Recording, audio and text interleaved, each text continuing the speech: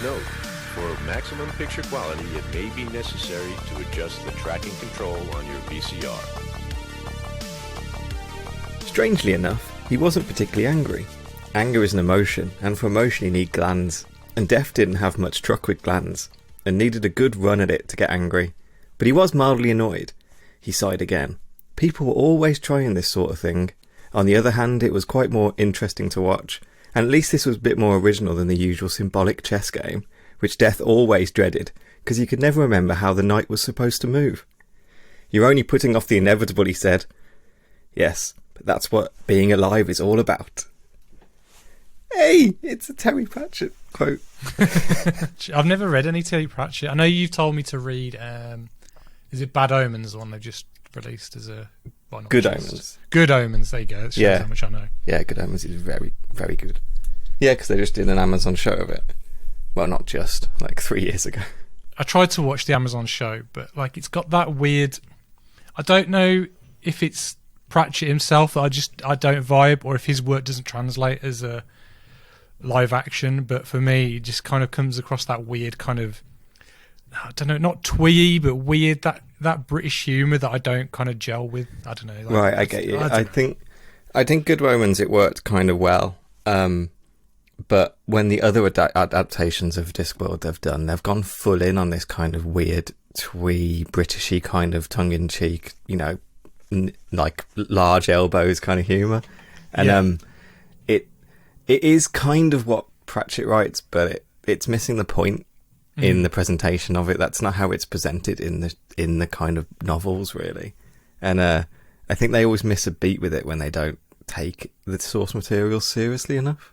They're just kind of going for like the back row comedy, and I think that really fails to kind of hit what makes Discworld really work, because he took it seriously when he wrote it, Anyway, that's Death. That's my favourite portrayal of death in any media, and it made me think of that quote immediately while watching this film. And this is Adjust Your Tracking. We're a podcast, we're an adventure to watch a century of cinema, decade by decade, year by year, and I'm one half your host, Liam. And with me, you've already heard him, the fantabulous...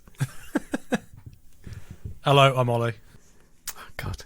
I'm trying to build up I'm going to build up the kind of energy here, You come in with this solemn material. Energy. Woo! Come on, it's Seventh Seal. What more energy do you need? I know, I watched it at 9 o'clock on a Saturday morning. It got me pumped. Perfect. I watched it Thursday night. It was around 11 when I put it on. That's a good time to put it on. Yeah, that's the proper time. I wasn't that interrupted, though. I had to pause it halfway through, so I kind of want to watch it again, really. But the good thing about it is, as well, it moves along at a clip. It's not a slow film. It's not, no. Funny. That's what's weird about it. Yeah, we'll get into it in a bit. Yeah, sure. Yeah. Yeah, I'd just like to go flat on end, but no, we'll pull back. And what have you been up to, Ollie? What have you been doing? I've been working on a corporate video this week. Super fun. It's like great. You do the fun music videos, and then you have to actually earn money. You have to do the corporate videos, which is always a pain in the ass. But oh well. Can you say what you're selling? It's just for working for a school, a local school. Oh, okay. So I think it's just come to our school. It's great. Kind of video, but because there's no students in the school, and it's just empty classrooms I'm filming, so it's really weird. That's really odd. So they still actually want you to film the school? Yeah, so I've been going around the school just filming the empty classrooms, and then they've like voiceovers of the teachers and stuff like that. I do find that weird, actually. Yeah. Oh well, that's what they want. Have you been watching anything in between that? Yeah, I've watched quite a few things actually. So a few re-watches. So I told you my story about when I tried to buy American Movie and I ended up buying a flipping the poster. I ended up buying an A4 printout on someone's fucking bubble jet inkjet computer, which I could have done myself. I thought I was buying the DVD, but I bought a fucking printout, which is now on my pinboard because I thought, well, I've spent £5 on it. I'm going to put it on my pinboard. I'll keep it. So I thought I'd rewatch that. I've seen it loads of times. for me, it's up there in one of my favourite films of all time. Not just all-time documentaries, but films. I think it's such a wonderful film. I mean, I think there's rumours that some of it have been a bit staged or a bit guided, but I think a lot of documentaries. I think all have documentaries that, are. I think once you put a camera in front of somebody, they're going to change it some way, aren't they? So yeah, I think it's part of the medium almost. Yeah. Like it's just how that gets presented is the kind of trick. So Really. what was Catfish was criticised for that, wasn't it? Like It was. They started filming that halfway through the story, so they kind of recreated stuff. I think as if they went back and recreated stuff, and I think like they clearly chose to do reaction shots and clearly chose to do a few kind of recreations of scenes just to get them in, but it's still a documentary. That's the choice of documentary filmmaking, you know. It doesn't have to not everything has to be fucking God, whatever it's gone out of my head, the documentary art movement, like man with the Russian film, man with the camera. Yeah. Not every documentary is that. It's still a choice. But if anyone hasn't seen American Movie, it's about these two kind of, I don't know where they live. Do they live upstate in America? Kind of a bit more like, they've kind of got that weird Fargo-y kind of twang, a bit like. Yeah, they're a little Midwestern-y kind of. Yeah, they're definitely not like got to be West Coasters, are they? To be fair, it has to be Midwest because the film he's trying to make is called Midwestern. So that makes there we sense. go. Yeah. So yeah, basically it's about this filmmaker called Mark. I've forgotten what his surname is. But anyway, he's trying to make a film called Midwestern. And like all filmmakers, he's like 2 projects ahead of one he actually hasn't finished. So he's currently finishing up one of his short films called, well, it should be called Coven, but he thinks it sounds too much like oven, so he calls it Coven.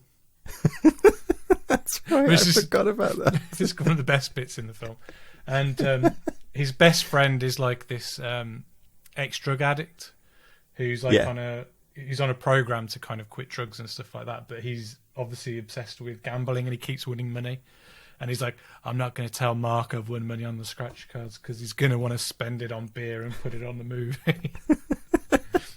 But it's really good. You've got to check it out. It is great. If you've ever done any type of filmmaking, it's so relatable. It's so relatable, especially independent. Like, yeah, because he's like, we need all these people, because it's kind of like, I think obviously Coven or whatever he calls it is kind of, it's got some satanic kind of, you know, witch kind of stuff going on in it, and he's got people in like big shrouds going around, or in his head he wants hundreds of them kind of in a field with all these kind of like scarecrows and stuff like that, but obviously only like one extra turns up, which is his best friend Mark, and then he gets his mom to wear one of them as well, so he only gets 2 people. Oh, we've been there. And there's another bit where he's shoving someone's head into a cupboard door, but he keeps shoving his head into the wrong door, the one door that he hasn't weakened. So he's like giving this guy a concussion by slamming his head into the wrong door. It's so good. I want to watch it again now. You're reminding me of it. And he's got like an uncle who has got quite a bit of money, and he does give Mark money, but he's kind of very tight with his money, and rightfully so. It's his money; he can do what he wants with it. But he's very old, and he just moans all the time, and Mark just gets him drunk all the time. And to be fair, he does look after him. He washes him and cleans him and looks after him and stuff. It's a really weird dynamic, but that film is great. It is great. What else have I watched? I rewatched Into the Spider-Verse. Well, I haven't watched it since I saw it at the cinema with you, actually. I watched it on my birthday over Zoom with my friends. Oh, did you? Yeah. Why was I not invited to this? I am a friend. I don't know. I don't know, Ollie. Why weren't you invited? I am hurt. You never join any Zoom parties. You're against them. It's because I'm on Zoom a lot for work, and I can't stand it. It's so annoying. I don't blame you. I don't. But anyway, I rewatched that, and I think it's, again, like American Movie. It might be one of my favourite films. It's just wonderful. Perfect. Like, that is the Peter B. Parker character in that, which I assume is meant to be our Peter Parker. Yeah, I think it's... I don't know, actually. The one who dies at the start is definitely Tobey Maguire. I don't think so. I think he's more Ultimate Spider-Man because he's blonde as well. And I guess it's just they show the clip they show his life, and they show like the bit in the Spider-Man 2 with the cafe. Well, they show him dancing, but he's wearing. And they show him Spider-Man dancing suit. like Spider-Man 3, don't they? So yeah, but like that character is so good in that film. Like I was laughing at every point in that film. It's brilliant. And then later on, when got a proper emotional journey, like oh yeah, definitely. I don't know if it's just because I'm getting older. I don't cry at films, but I'm definitely getting more and more emotional at things now. And like everything. And yeah, some moments in that film definitely got to me. Like when he meets Aunt May again. Yeah. Oh, obviously his Aunt May has died, punch. but then her Peter has died. So there's that.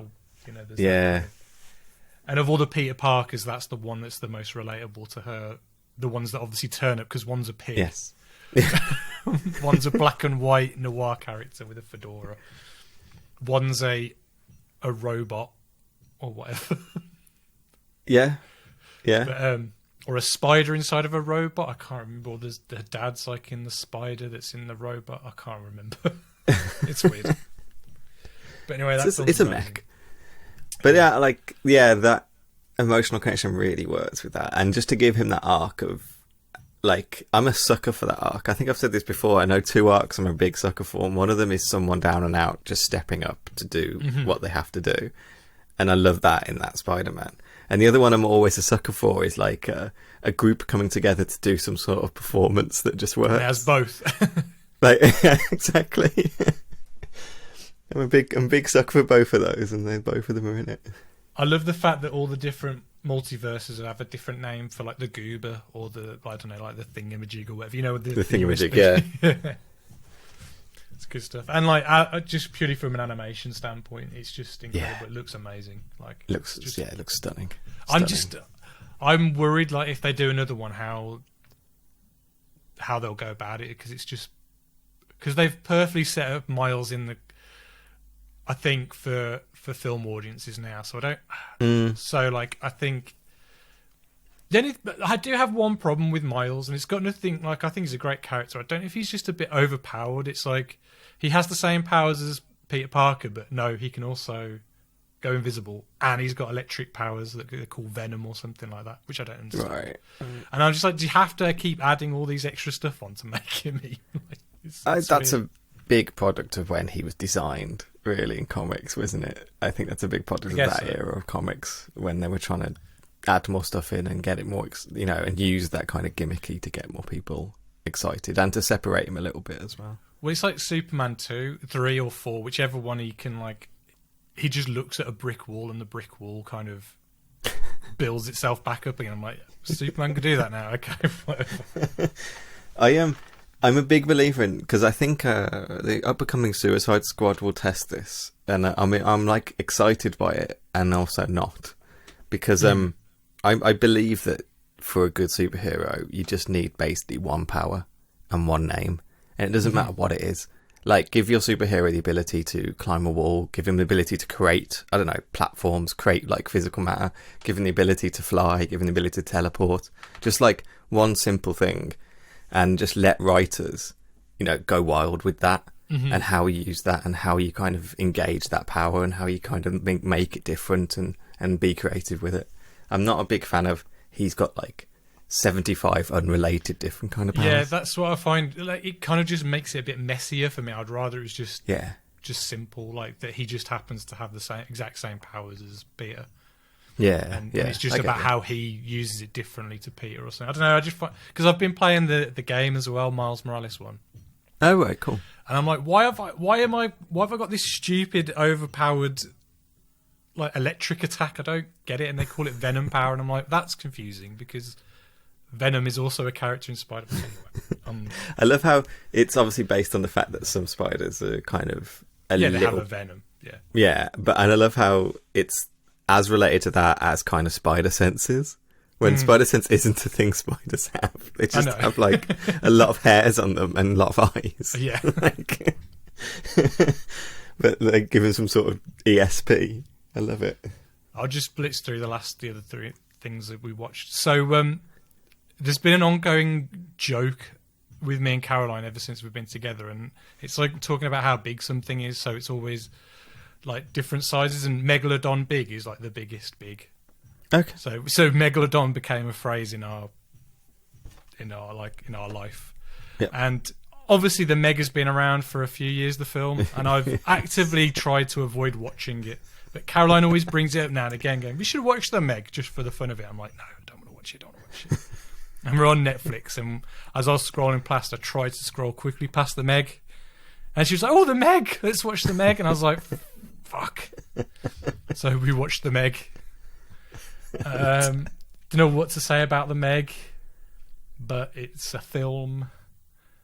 Have you seen it? John Turteltaub joint, Turteltaub, isn't it? Yeah. Turteltaub. Have you seen No, it? no, I haven't bothered. Honestly, it feels like a very 90s film. Like it's that kind of structure. It's that director. Like, yeah, true. Like, you know, Disney's The Kid and Cool Runnings and National Treasure and you know, is it Phenomenon he does as well? Three Ninjas, that's another one. What did he direct Three Ninjas? Yeah. But it ends like, you know, like a French film will say "fin" at the end. Right. It says "fin" at the end. It's a pun. Yes. But yeah, so I watched that. I wouldn't really recommend it, but at the same time, it wasn't like I was having a fun time enough of how bad it was. Do you know what I mean? Yeah, okay. But Shark films always have a little bit of kind of fun to it. I could have lived my whole life never seeing it though, and been happy to never have seen it though. So sure, it's not really a screaming endorsement for the film. Are you a Statham fan? No, I mean, to be honest, I don't think I've seen many films with him in. I think I like them. I probably don't if I've rewatched them. I liked Lock, Stock and Snatch when I was younger. Yeah, I've tried to go back to them and I just don't like them. But I have not seen them. It's got Stephen Graham's in Snatch, I think, though, and I like him a lot as an actor. I think he works mostly a lot on TV though, and so, you know, he's in Line of Duty and stuff like that. Yeah, sure. I mean, I really like the Spy that he did with with the Ghostbusters. The actress, I forget her name all the time. Melissa McCarthy. Thank you. Yeah, I think that's probably her best of those like big Hollywood comedies, and he's really funny in it as well. Like, it's really weird though. Thinking back to Lock, Stock and Snatch, I never thought watching him in those films, oh, he's going to be an action star. Sure. You know what I mean? Like he's a bit of a Bruce Willis in that you look at like Die Hard, like his earlier stuff before Die Hard, you think, I mean, he's not an action guy, is he? Yes, yeah, he's like a little romantic lead. Well, everyone learnt the wrong lesson from Lock, Stock and Smash because everyone looked at Vinnie Jones like he was going to be the next like big thing, and the guy can't act. Like, he's the juggernaut, bitch. Oh fuck! He's so annoying. And like they kept on giving him all the roles, and silently Jason Statham comes up behind doing all these much more interesting action films. Frankly, like Crank. I was going to say I do love the two Crank films. They're so bizarre. And like there's another one he did as well, which is kind of like that. I can't remember. Well, what he had the called. Transporter trilogy, didn't he? Yeah, I know he's now in Fast and Furious, but he was in he did that Parker, you know, the Parker books. Oh, he did, didn't he? Yeah, which I can't even remember if that's good or not. I've seen it and literally couldn't tell you. I thought it was fine, but I don't know. I've only read the Darwin Cook books, and I've looking at those, I can't see Jason Statham in those. No. It doesn't. It's all.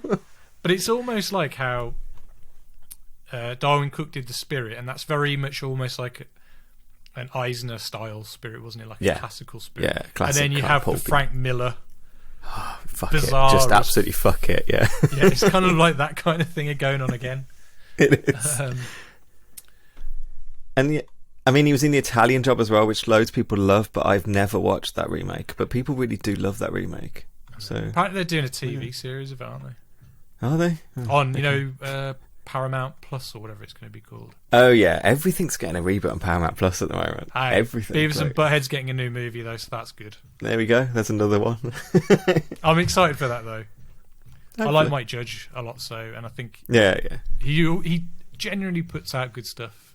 It's just I don't think Beavis and Butthead works outside of like Gen X. in that time period. I know that the new series did exist, and there were a couple of funny ones, but it's not the current teenagers, Beavis and Butthead, if that makes sense. Yeah, but I don't think that's what they were trying to... I don't even know if they were trying to be that back in the 90s, though. I don't know. We'll see. Hopefully it's fun. We'll see. But what else have I watched? We watched... Caroline was on BBC iPlayer, and she saw Sliding Doors on there, and it's one of her favourite films. I've never seen it before. Oh, Sliding Doors is good.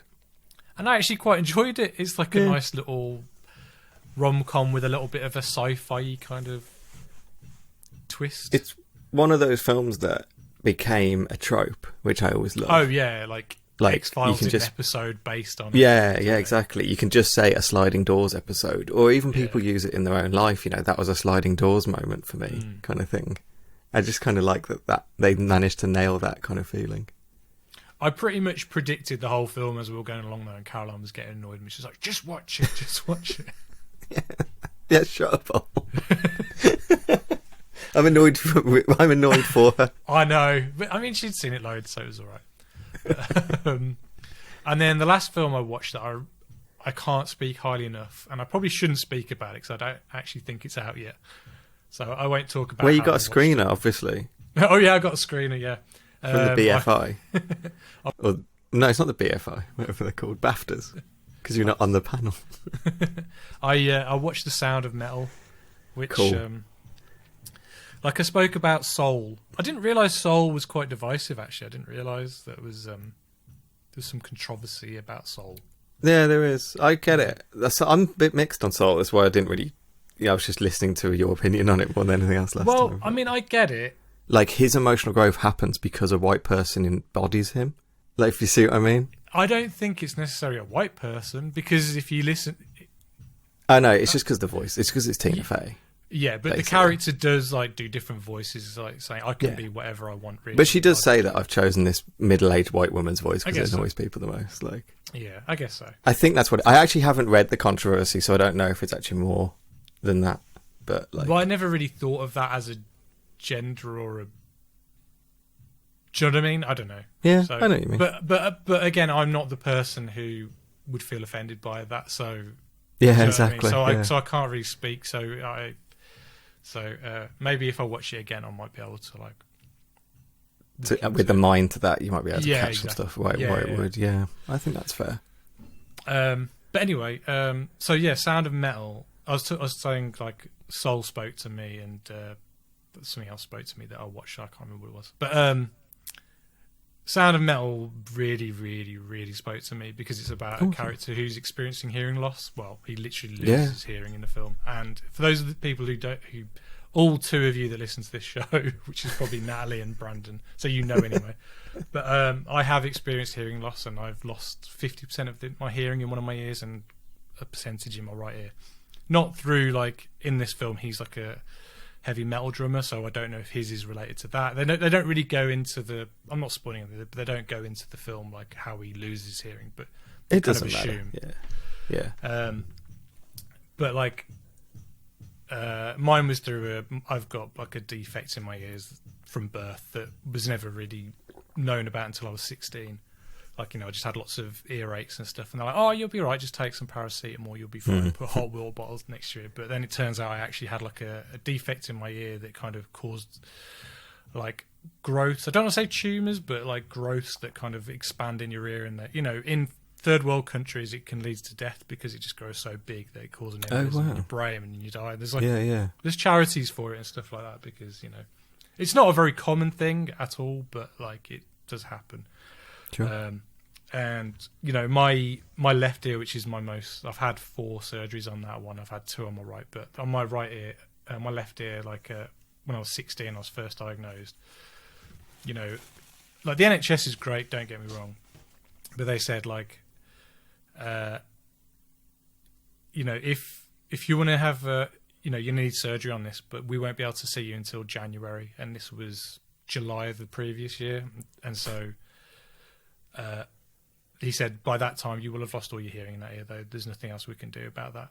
And my dad, you know, we're not a very affluent family, but my dad always believed in having private health insurance. So he's always sorted that out. And my dad said, well, we're private. And he goes, okay, how about Monday then? Oh, So like, look, though, thankfully, you know, my dad having that foresight to kind of making sure we had health insurance. yeah. I was able to have my, you know, salvage what hearing we could in my ear. So if you ever hear me sniffing, by the way, on this podcast, which I try to edit out, it's because my ears keep popping all the time because of it, and I have to keep leveling out my ears. It's a right pain in the ass. But so anyway, in this film, going back to the film, not about me, there's a moment where his hearing goes muffled all of a sudden, and he can't hear anything, and it just starts to ring, and all he can hear is like, imagine if you're vacuuming, you've got the telly on in the background, you can just hear the muffling of the TV. Yeah. That's what it kind of sounds like. And I remember when my hearing first went, when I was sitting in the common room, it just went like that, and that triggered me, and that set me off. Like that, like I said, I don't cry. I cried to that. Yeah. And I can imagine. But the film it's basically about a person coming to terms with being deaf, and he's also a recovering addict. So it's a very niche thing that he goes to a rehabilitation place where it's also for deaf people. Okay. And it's just about him accepting that he's going to be deaf and being okay with that, which is something that's always scared me. It frightens me to death all the time. Yeah. And you know, and it was nice to see that it's not as scary as it seems. You know, there's Yeah. you know. Anyway, but like his dedication, Riz Ahmed is amazing in that film. His dedication to making that film is amazing. Like for 8 months, he like learned how to play the drums and learn sign language. Wow. And like when I used to work at I used to work at like a video game shop, and there was this customer that would come in all the time who was deaf, and I'd communicate to him by writing. Okay. But my friend Joe, who has experienced no hearing loss, no sign language, and used to talk to him, and I was like thinking, fucking hell, That's cool. That should be me. I should be the one that knows the sign language. Yeah. But yeah, so I mean, it's always been in the back of my mind that is something I'd like to learn. Yeah. I learned how to say face from the film, though, so I know how to do that. It's pretty easy. Just put the palm of your hand over your face. I always think sign language is really cool. Riz Ahmed, I think he's one of the best British actors working, and I can't wait to see what more he does. He needs more recognition, and hopefully he gets award stuff from this, because it's overdue. Like, he's been an absolute force in everything he's done, basically. And I love the fact that he's like got lead of this film. Well, I believe he produced it, I think. Cool. So yeah, I highly recommend that. I would definitely check it out. I've been waiting for it to appear on Amazon. I don't know why it hasn't yet, because people have been talking about this film for ages, so I don't know what they're waiting for. I'm guessing it's something to do with the Oscars being moved back, that they're waiting to drop it when that kind of, I don't know, the road to nominations start. I don't even know when I can't remember when the Oscars is this year now. Well, it's normally around middle or end of March, isn't it, or something like that? Yeah, is it moved into April maybe? I can't remember. Let's have a look. But yeah, 2021 Sunday. Oh bloody hell! Sunday, 25th of April this year.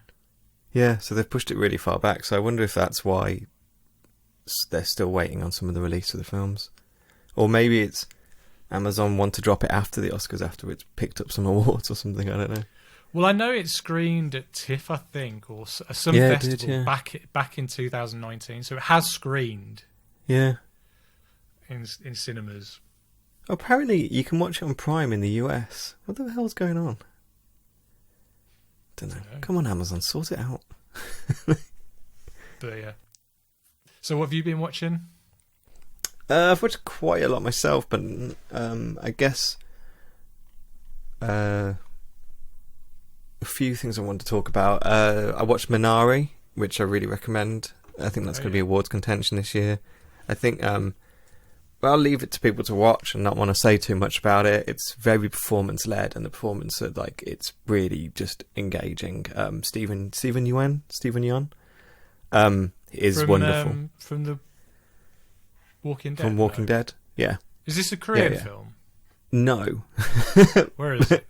That's what I wanted to talk about, because it's been put up for it's actually being put up for all the foreign language awards in like the Oscar seasons as like Korean film. But it is a film about America. It's a film set in Arizona from like Arkansas it is. It's about a Korean family that have moved from California to Arkansas. They're first generation, as in like the parents grew up in Korea, but the kids were born in America. And their household is a mix of like Korean and American and English language.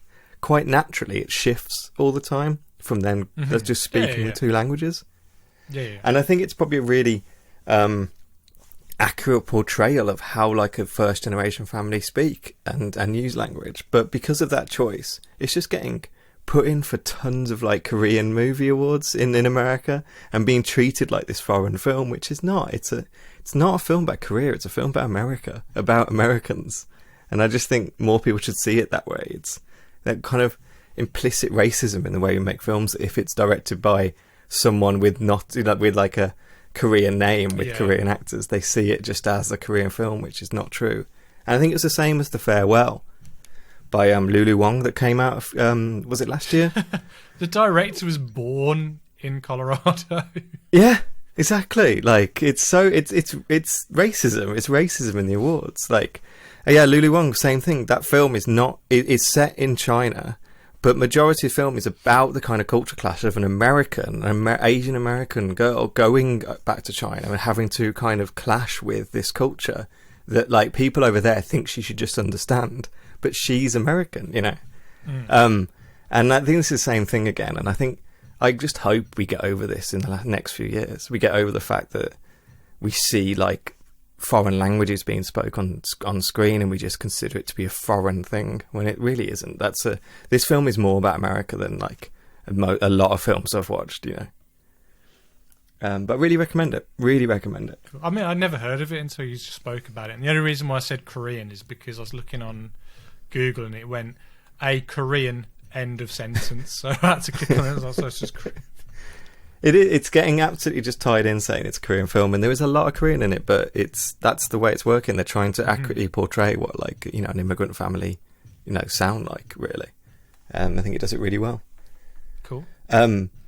I watched a couple of documentaries that I wanted to really quickly tell people to watch, really, more than anything else. Adam Curtis has a new documentary out called Can't Get You Out of My Head. If you've never watched an Adam Curtis documentary in the world, this might not be the best one to start with because you're literally looking at like 7 hours or something. But Adam Curtis is my favourite British like documentary maker. He has very distinctive artistic style. He relies on like archive clips and voiceovers and music scenes to tell his narratives. And all his narrative is always kind of about like first kind of like your identity in like the 20th, 21st century, the identity of a person, what it means to be someone living in this century. I have seen this advertised on BBC iPlayer, and the only reason why I haven't clicked on it is because the picture is from Death. Is it like Death Note or something? Yeah, it is. And so I was like, I don't want to watch that. So it's nothing to do with that then. No, it's okay. It's about recent history, and there's a great. I think episode 5 is the one that really talked to me, and it's about the way that talking about kind of archaeology and history, it's the way that a false narrative of our historical past led to basically ISIS is the kind of shorthand. Oh, okay. And I just find it fascinating. I think he lays out his thesis like in such a brilliant way and such an engaging way. If you've never watched Adam Curtis before, I would recommend watching Hypernormalization first. I was going to say I didn't realise he did Hypernormalization. Yeah, which is it's long. It's still a long thing, but it's a little more easier to get a hold of than I think watching this 6-part Can't Get You Out of My Head, which all of them are long, you know. But that's wonderful, and it's absolutely worth watching. He's a genius, and the BBC are. Ollie said, but the BBC are barely pushing this. It's almost like they're kind of burying it. It's weird that it's just buried on their iPlayer. It's not being put on like BBC 4 or anything like that. Yeah, I think it's they'd put really it on 4 at least. Yeah, you think it would be, and I think it's a really important like he calls it an emotional history of the modern world. I think it's really important about the way the way Britain is right now and the way the world is right now. And I think he's really getting to the key points about what has shaped that world, really. And I think it's really cool. Look at the soundtrack. Godspeed You Black Emperor. Yeah. 9 Inch Nails, The Specials, Aphex Twin. Loads of good stuff on there. Loads of good stuff, yeah. He uses a lot of music and a lot of kind of dance and stuff like that. He keeps cutting back to Chinese opera in it and things. It's as a filmmaking thing, it's remarkable, really. Bright Eyes, one of your faves. Yeah, it is Bright, isn't it? Yeah. Nice. And the other documentary that I watched recently is called The Lady in the Dale. Okay. And it's a 4-part thing, HBO, and it's directed by it's Lady in the Dale. It's about in the mid-70s, out of nowhere, this woman arrives with a three-wheeled car that becomes like a sensation. It's being touted as like something different for the 70s. Instead of these big, huge metal cars, this is lightweight, it's economical, it's cheaper. And then like this kind of rise in her popularity means the press start going after her. And quite quickly, a local press office finds out that she's a trans woman. And the narrative suddenly changes over her in the press. And then they find out her history, that she actively was like a confidence trickster. She spent a lot of her life prior to transitioning doing like cons and stuff. And they basically merged these two elements of her story to shape her as her being trans is a con. And she's purposely like pretending to be a woman to con people millions of pounds to make this con car, basically. Right. And it's a huge kind of trial by press. It's a huge hounding by the press in it. And for the rest of her life, she ends up going to court over it. She fights in court for like her name to even be used, and to be recognised as, her real name, and to be recognised as a woman in court and stuff like that. And it's a story that I didn't really know anything about, and it's absolutely fascinating. And it's presented in such an interesting way because they have absolutely no footage really to use. They have a few photos, so they animate the photos. Do you remember the cartoon series on Nickelodeon was called Angela's Anaconda? Yeah, I remember that. It was really creepy looking. Yeah, that's that style of animation in it all the way through, which is very odd to choice, but I kind of like it. I kind of vibe with it when I was watching it. It's directed by a trans woman as well, Zachary Drucker, who I think would be at some point will be a force in filmmaking, and hopefully she gets to do more stuff. And I just think it's a case of like watching a bit of trans history directed by a trans woman about she's a complicated person, Elizabeth Carmichael. She had a complicated past, but like telling that story fairly is really worth watching. And the twist in the 4th episode, which I don't want to spoil for anyone, but the twist in the 4th episode punched me in the jaw about one of the characters that we've been following, basically. And about the way the media kind of hounds, as hounded and treated trans people for our history, especially the media in America. It's just really, really good, and I really recommend it. I watched it in one sitting without any trouble. I just wanted to keep watching it, so I really recommend that. Does she stop being naughty, though, once it all comes out? Does she stop, like... There's a debate whether she was really trying to con people with the car, right, or if she legitimately, like the engineers they talked to, legitimately were trying to make this thing, and they never considered it to be anything else but legitimately trying to make something. Because I guess you've got to allow people to alter their ways. You can't keep brushing people with the same... No. Do you know what I mean? You've got to allow, like... Yeah, and... people have always got a past, but they're allowed to change. They're allowed to... One thing her lawyer says as well is nothing... People do the kind of like... She was getting money based. She was getting people to sign up and give money without getting a product. And there was a lot of talk of whether she was embezzling the money they were giving them or actually making the car. That's kind of still under debate, really. She was jailed for it. So in court, she was jailed for embezzling and taking this money. But... her lawyer was basically saying the amount of people that have done this kind of thing in white-collar crime and never got any kind of near the court is remarkable. Like, she was not on trial for being a fraudster. She was on trial for being trans. Right. And that was the bigger thing. And even when they talk to the jury, their main thing is about the fact that she's trans. You know, they're obsessed with the way she was dressing in court and obsessed with, like, you know, calling in the wrong pronouns and stuff like that. It's absolutely was a trial for that, and it wasn't a trial for, like, her actual crimes. Which I won't defend her actual crimes, you know, but it's really interesting. Well, they're two separate things, like, aren't they? Really? Yeah, exactly. Do you know what I mean? So, and they merged into one thing. Yeah. They're just like, this person is a confidence trickster, and then look, like he's doing it now. They would say, like, and that was part of most of the court trial.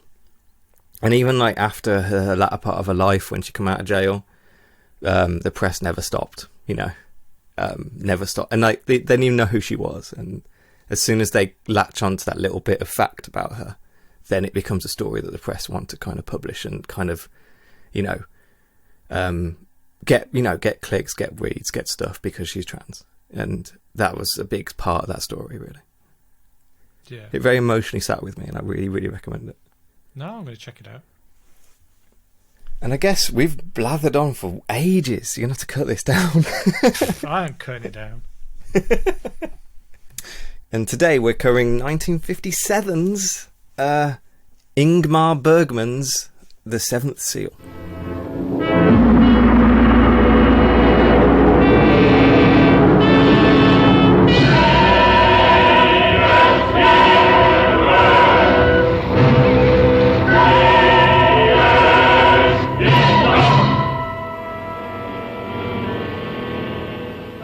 Slutar du aldrig att fråga? Nej. Jag slutar aldrig. Upp till sitter herran, han är ganska fjärran. Men din broder Satan möter du på gatan. Vad har du gjort av min fru? Sommaren är förstås bättre än vintern. För på sommaren slipper man frysa. Men våren är det allra bästa. Då blir det blåturasgensgeneraler! Akta dig så inte lägger dig på käften. Så att du inte ens kan göra några konster för turkar och kannibaler.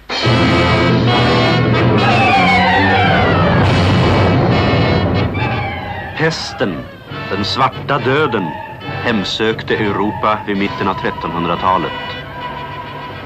Den härjar också i Sverige när riddaren Antonius Block är på hemväg från ett korståg. En gång drog han ut till det heliga landet som en trosviss ung krigare. Nu återvänder han plågad av tvivel och ovisshet. Skulle det inte finnas någon gud? Den tanken är honom outhärdlig. När döden plötsligt står framför honom vill han ha uppskov och lockar döden till ett parti schack. Ty innan han dör vill han ha gjort en enda meningsfull handling.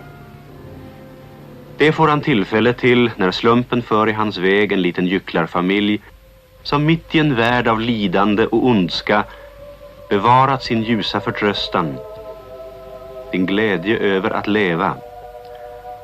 Och när schackpartiet lider mot sitt slut slår han omkull pjäserna för att vinna tid. Och för att den lilla familjen ska hinna rädda sig undan döden. Jag vaknar.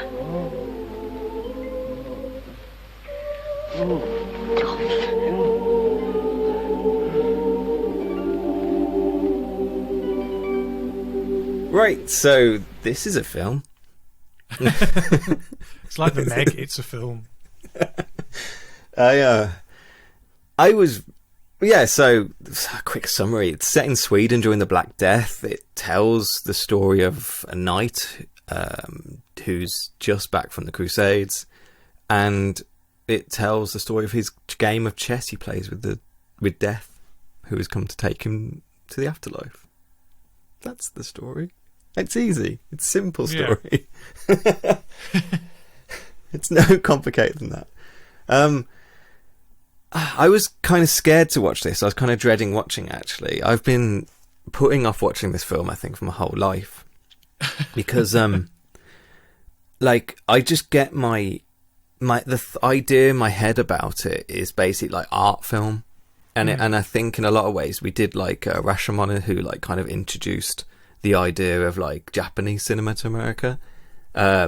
Rafifi in a large way introduced kind of French noir to America, and I think this introduced art house as like a staple to like American cinema or world cinema. Like, and you know, art house films were about the existential dread, you know, of life and stuff like that. And I know the tropes, and I've seen art films and stuff like that. And I had an idea in my head what this film was, before watching it, because I knew all the tropes, and I knew it was like it didn't invent art house, but it brought art house to a mainstream. So I've seen the parody, and I thought this film was going to be that, and I'm pleasantly surprised it's not what I thought it was. It's really a lot more narrative driven, I think, and more character driven than I thought as well. Like, I thought a lot of it was gonna like, the only pictures I saw of it was on the beach with Death and Max von Sydow's character. What's his name? What's his name? Oh, the character Block. name, Antonius Block. Yeah. I just seen them on the beach, and I thought most of the film would take place there. Yeah, I kind of thought when it started on the film, I thought, okay, this is him dying on the beach.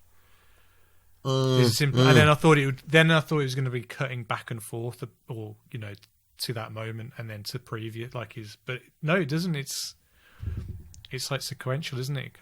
Very. Has a narrative drive to it. It's not a lot of. I thought there was going to be a lot of people staring, like doing soliloquies. Doesn't really do that at all. Like at any point, really. It's funny. Yeah. Like it's really quite light-hearted, which I think I'll put that down to kind of fact. I believe Ingmar knew that to do a film about the existential dread of death, he needs to make it human. You know, he needs to put that kind of comedy into it and light into it. But also, he has directed quite a few comedies as well, so definitely that's influenced it as well. But this seems to be like a project that's like gestated with him for a long time, and he's done it in various forms, like as a radio drama, as a play. That's right, yeah. And it was called like the wood painting or something. Wood like painting, that. Yeah. And at its core, it's tackling an idea of like, I'm not really spiritual at all, really. But this is tackling the idea of the silence of God and what that means to people with faith. And the silence of God is the idea that no matter how much you talk to God, God doesn't talk back. And you have to accept that silence as part of your faith. And this takes that head on. And the whole narrative of this film is that Antonius is struggling with that idea because he's just been to see the worst of humanity in the Crusades, and he's trying to understand, was it worth all that like disaster and all that hell? There must be a bigger picture to this. He's come back to Sweden. The Black Death is here. He's seen his country, like the ravages of plague, and he's aware that there must be something more than this. Like he needs like a sign that there's like a reason for this suffering, or there's a reason for life to be this terrible, which is a very big thing to talk about. It's a hard film to do a fun podcast about. I think. For a start, like it's never really explained or really cares about what what he's dying of, what is his cause of death, or it's like that's not of interest really to the film in the slightest, is it? Like no. I guess I assume you could assume they've got the plague. I don't know. Like that's obviously a big. Yeah, I was wondering if my head theory was that maybe they died of a shipwreck at the start of the film, but because of the game, that means they survived the shipwreck, and at the end of the film, they finally die because of the storm. Right. Okay. Yeah, because you do hear because the storm passes over the actor and his. The actor, yeah. And he's like, that's the sound of death passing over us, doesn't he, or something like that? Yes, that's what he says. Yeah, the angel of death or something is passing over. But what I like about death in this film, he's like, he's neither good nor bad. He's just death. He's just death. Yeah. And he's got that kind of weird kind of look to him, but he's not like overly menacing. He's kind of quite down to earth in a really bizarre way. Yeah, he is. He's incredibly working class and down to earth. Yeah. He's incredibly just matter of fact. It's it's what made me think of Discworld's death, to do the quote at the beginning, because he's absolutely inspired by this kind of portrayal of death just being like a force because he has this job. He's not an act of spirituality, and he's not an act of faith. He's just death. Like, and it doesn't matter. It doesn't matter who you are or what your position or what your beliefs are. You still have to deal with this kind of very matter of fact, moment of death, really. I mean, what struck me most was I just thought it looked amazing.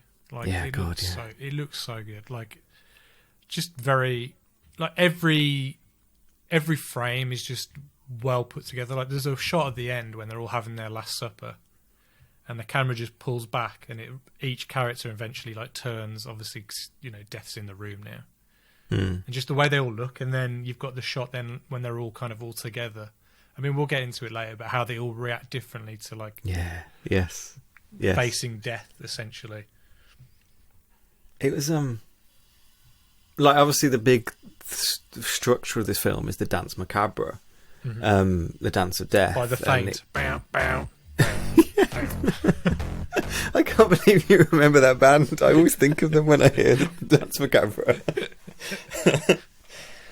And I've seen the Dance Macabre twice. I saw it in I've seen a version of it in Tallinn in an old church, and I've seen a huge version of it in Bern. Actually. And you saw it in the Custard Factory when the Faint played it live on stage. Did we watch? We think I see the Faint at the Custard Factory. Yeah, we did. Yeah. Awesome. That's a memory I don't have. Supported by Beep Beep, I think, which I think is pretty much all members of the Faint anyway. Oh, I wonder if they're on Apple Music. Can I check? What we're talking. Quickly, keep talking. Keep talking about important things about art. I don't know what to say now. You've thrown. And anyway, I don't think they are. Oh well. What was I saying? Yeah, and the Dance Macabre was really cool. The idea of the Dance Macabre is like, no matter your position in life, the death follows you. So you have these like kings and queens and prostitutes and gestures and like artists and like lawyers, but behind them all the time is this like depiction of death, like this rotting corpse of death that's touching you on the shoulder and stuff like that. And that's clearly this is the whole film. Basically, no matter what's going on, Dance Macabre, the death is there. And the film finishes with the Dance Macabre. They're in silhouette. They're kind of dancing up the hill, led by death, with the actor playing the lute at the end. Yeah. And that's a shot that I knew before watching this film. I've seen that shot in countless film stuff. And what I found out through this is like that's none of the cast.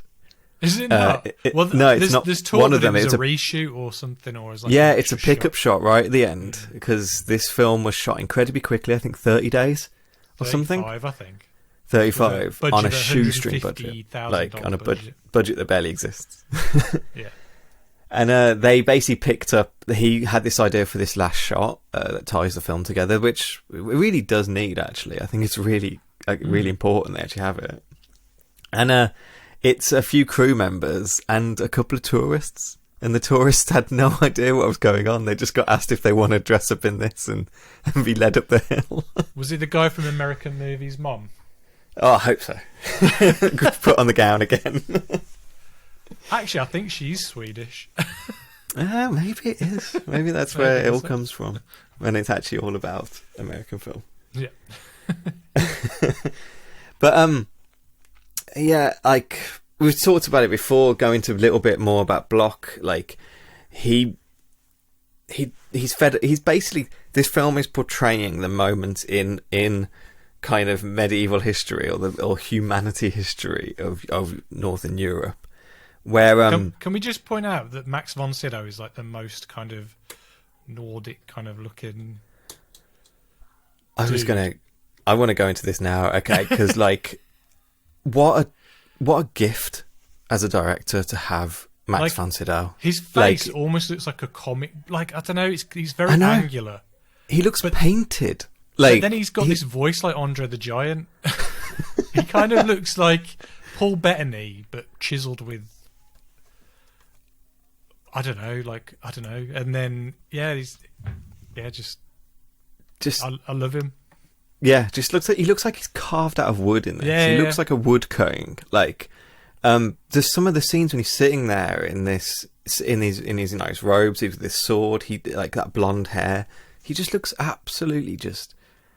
I can't phrase it. It's just you just otherworldly, like just an absolute face that is just so iconic and so like tells everything. You can see every kind of like flick of his emotion in his face and stuff like that. Like, what a perfect gift for a filmmaker. He's wonderful in it, absolutely wonderful. And Max von Sydow had a wonderful career. Like, can't believe he only died a couple of years ago. I know, he must have been getting on. Was it not even a couple? It was last year, wasn't it? It was 2020. Yeah, he was 90 years old. Yeah, and he's so good in this film. Like, and maybe it could have worked with other actors, but I don't know. Like, I don't know if it could have. I mean, he must have a massive filmography. Like, just it's quite. I was going to say he did this, and the next thing I really know him for is like The Exorcist, which is another just like absolutely iconic horror film, like dealing with the kind of God again. Like, I'm just looking through his catalogue. It looks like he was in Judge Dredd. Was he? Judge he Fargo. was. Yeah. He was. Yeah, he was. Yeah, Christ, I forgot about that. He was judge. He was the evil judge in it. I don't think he was a particular picky actor in terms of what he did. Like he's clearly done some shit. Like, but amongst there, he's done some good, some great performances, some great films. But like, yeah, I mean, he was the voice of Vigo in Ghostbusters 2. Yeah, he is Vigo. What else? He was in Minority Report. He was. He's wonderful in Minority Report. He was in Conan, Shutter I Island. think, wasn't he? Oh, he was in Shutter Island. Awakenings, was he in? Yeah, he's in Awakenings. Yeah, Dr. Peter Ingham. What?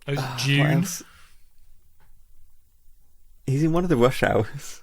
Yeah, 3. He's also in 3, is it? Star Wars: Force Awakens. Oh, he is. Yeah, a useless role, really. Which could have been more interesting, but no, they just kind of killed him off straight They kind of away. wasted him, even though he looked great. It was a great opening thing to have Max von Sydow there for me, anyway. Like, but they're a little bit wasted. I think it was originally meant to be Wedge, wasn't it? Oh, that would make more sense. Yeah, it would make more sense, but Wedge wouldn't do it because he wasn't getting paid enough or something ridiculous. Oh, come on. I know. So I want that. Just replace him with I want Max that Han fucking Solo von money. Sydow. Give it me. I took down the Empire. Anyway, and it's just wonderful. It was something because I was watching. You mentioned 2 things that I want to quickly talk about. One, because I was watching Star Trek Motion Picture the other night, and because I was doing it because Blank Check are doing it on Patreon, and Griffin said the same thing about Leonard Nimoy. Like, what a face, just what a gift. Like just every line and picture on it. Like, it's just so. Of course, he's going to play an alien kind of thing. Like, and it's just the same thing with Max von Sydow in this. You just watch him. Of course, he's playing this kind of man racked with sorrow and faith and stuff. But you mentioned Paul Bettany really quickly. I just want to say that WandaVision this week was so fucking good. And Paul Bettany, what a gift that he just did a voiceover in 2008 for no reason. Like, he thought his career was over, like, and now he's doing this. It's just so wonderful. yeah, because I keep forgetting he was Jarvis. Yeah, he was Jarvis. Just like he spent like a couple of hours in a voice recording studio, like didn't even think about it, and they decided to bring him back. And again, he's an actor who's done some great work, but also a ton of shit, like Priest and stuff like that. I think he was saying that when he took like Iron Man, he was going to stop being an actor as well. Really? Like, he just wasn't getting any roles and he wasn't able to kind of maintain it, and he just took it as like a cheap job, and now he's doing like this series on Disney Plus and he's nailing it. Like, and so is Elizabeth Olsen is as well. Nothing to take away. The last episode, her and him, I think, just a force, the absolute force of like, I say filmmaking, but the big strength of it is that it's TV and it knows it's TV, and I think that's what's really cool about it. Cool. But anyway, I didn't. This felt like, compared to like The Searchers that we watched last week, this film felt a lot more contemporary. I mean, it does have some characters who are a bit more larger than life in terms of their performance, but they're the actors, I think. Yes. Like, everyone else is a bit more subdued and a lot more kind of But even like it goes from like existential dread of like Max von Sydow's character to kind of a Looney Tunes comedy when Death's cutting down a tree. That was hilarious. The fact that he's not even using his sickle or whatever, he's just using like it's got like a saw. But like I mean, I'm sure we'll talk about it later on, but like the height he goes up at that tree, I don't think he would have killed him. I've sat on trees that the branches have collapsed and I've not died. But then again, maybe it wasn't my time. Maybe death was it wasn't your just watching time, me. yeah. It was just happened to be his time. He landed awkwardly on his neck or something. Yeah, maybe.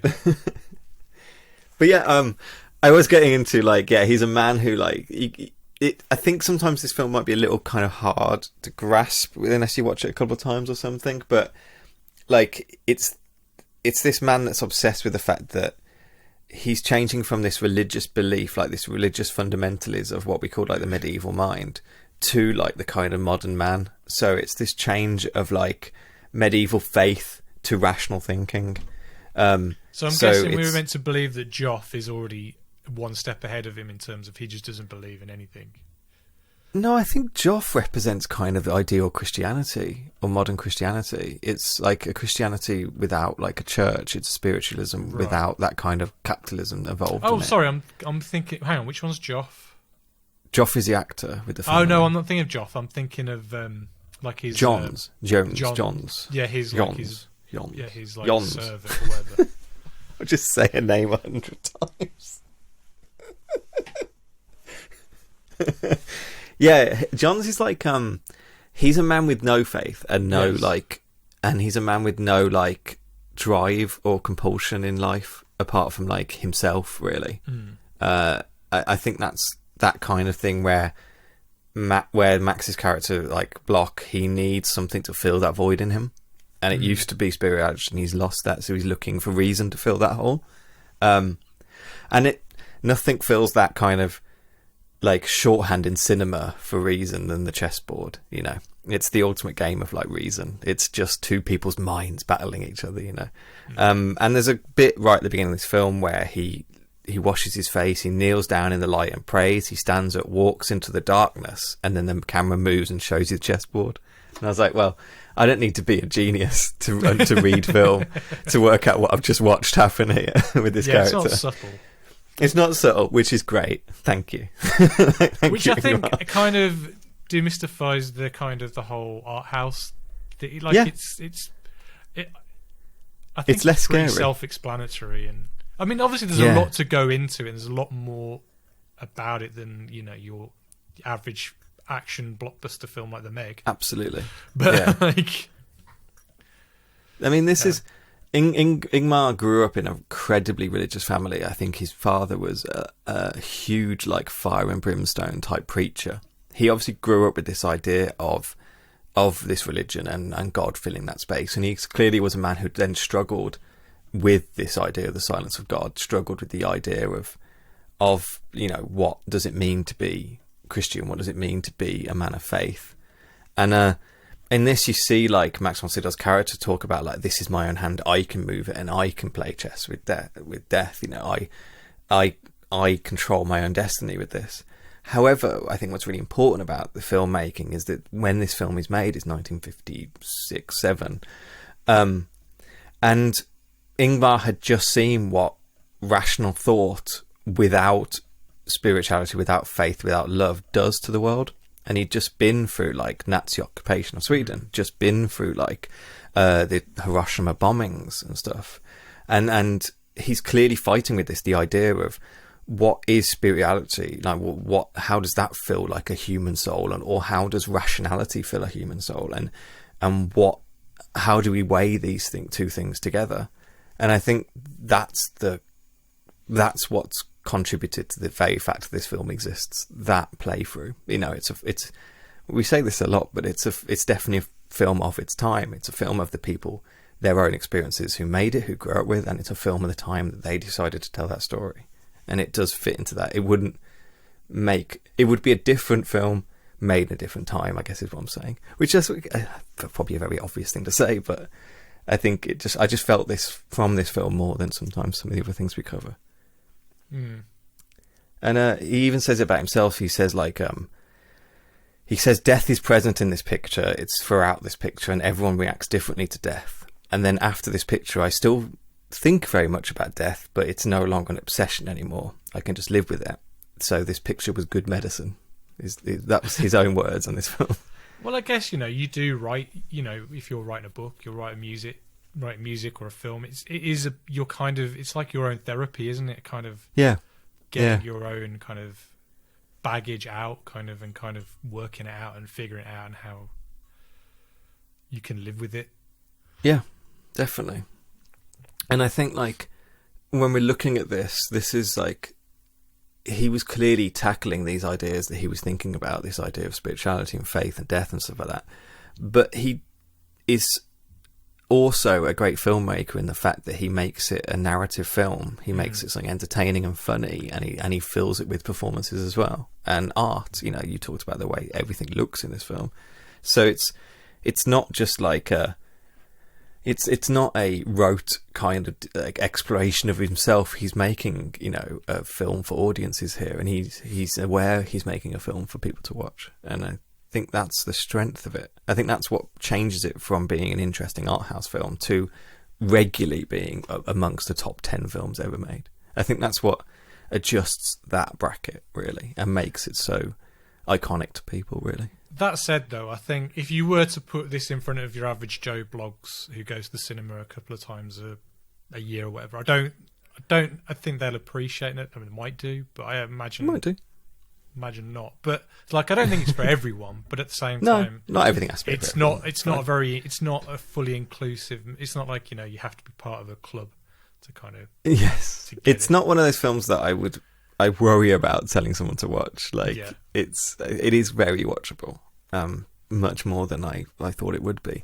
And I think, though, like, I think the evidence in our culture is that it is that film. It is a film that people have absorbed and watched. And I think people who know nothing about film, you could show them the picture of Death playing chess on the beach with Max von Sydow, and they go, oh, yeah, I know what that is. I know that cultural memory. I know that thing, because it's referenced in 1,000 stuff. Like, and I was trying to go through my head to try and remember some of the stuff it's referenced in, and obviously Bill and Ted, like, Bogus Journey. We covered that already. That's obviously a huge thing of this. But like, there's Woody Allen's Love and Death. There's a huge thing about this in it.